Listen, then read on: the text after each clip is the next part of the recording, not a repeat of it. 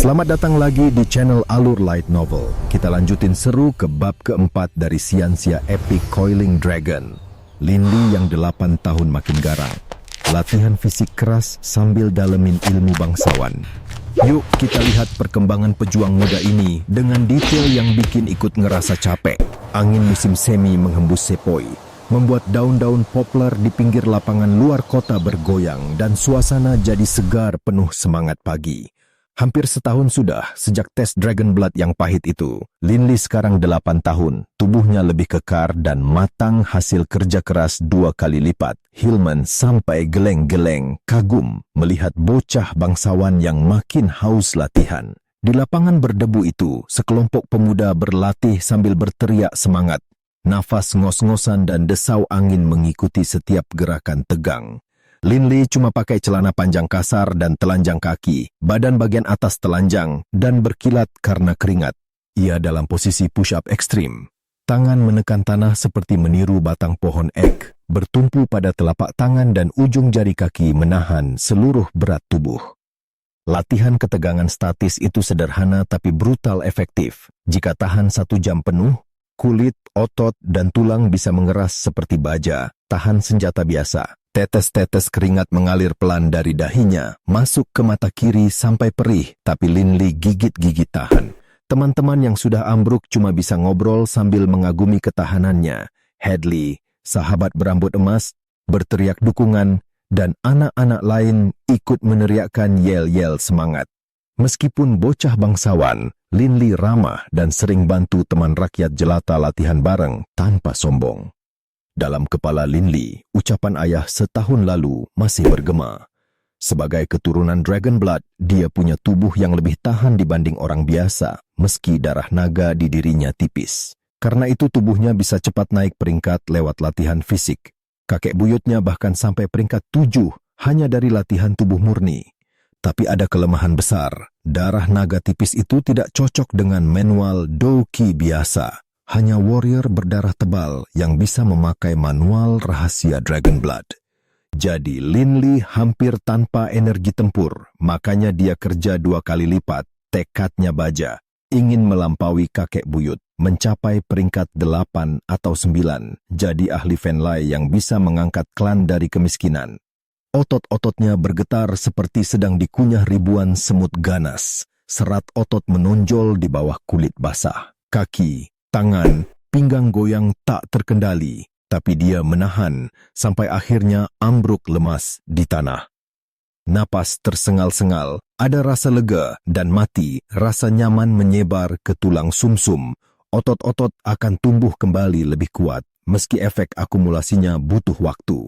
Hillman mengangguk puas dari pinggir, lalu melihat beberapa remaja 14-15 tahun yang memerah muka karena disindir. Jangan kalah sama bocah 8 tahun. Usai latihan pagi, Lin Li berpamitan dan berjalan pulang ke Manor Baruch. Bagi orang asing, tubuh 8-nya terlihat seperti anak 11-12 tahun. Efek darah Dragon Blood memang mengubah postur. Wharton yang gemuk dan sehat berlari menyambut kakaknya.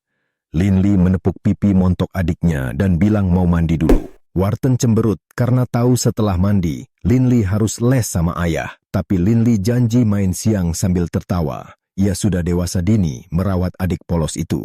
Setelah mencuci badan dengan air sumur dingin dan berganti pakaian rapi, Lin Li masuk ke ruang kerja ayahnya Hawk. 3 buku tebal sudah terbuka rapi di meja kayu antik. Lin Li menghormat dan duduk. Hawk mengangguk dingin, lalu menyuruhnya mengulang pelajaran kemarin soal sejarah benua Yulan.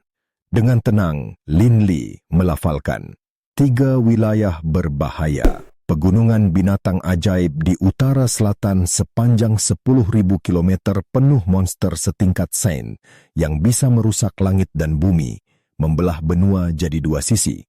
Pegunungan matahari terbenam dan hutan kegelapan. Di barat pegunungan ada 12 kerajaan dan 32 adipati yang terbagi ke dalam 2 aliansi besar. Uni Suci yang dipengaruhi Gereja Radian dan dikendalikan oleh Fenlai, serta Aliansi Kegelapan yang dipengaruhi Cult of Shadows di bawah Heishi. Keduanya saling berkonflik.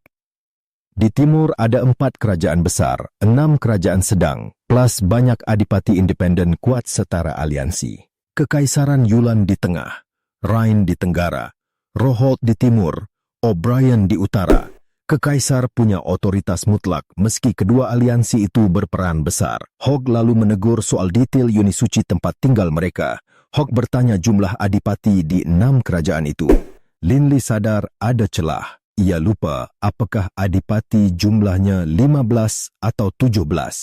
Sekonyong-konyong Hogg menjentikkan cambuk kayu ke telapak tangan Linley. Garis merah muncul, tapi bocah itu menahan sakit tanpa teriak.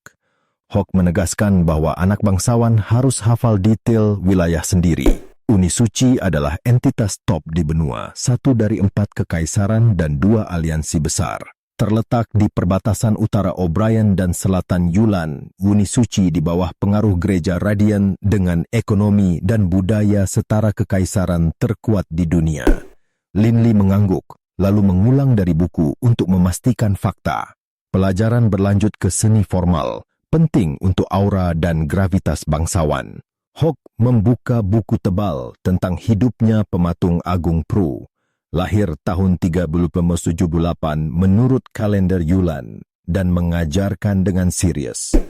Linley berusaha menghafal dengan tekun, ingin memenuhi standar ayah yang sangat ketat dan tak mau memberi celah kesalahan. Bab keempat Coiling Dragon ini nunjukin Linley makin matang, baik fisik maupun pemikiran. Jangan lewatkan, nanti langsung lanjut ke bab 5 di channel Alur Light Novel tanpa bolak-balik cari. Tekan subscribe dan kasih jempol biar perjalanan Xianxia kita tetap mengalir deras seperti darah naga yang membara.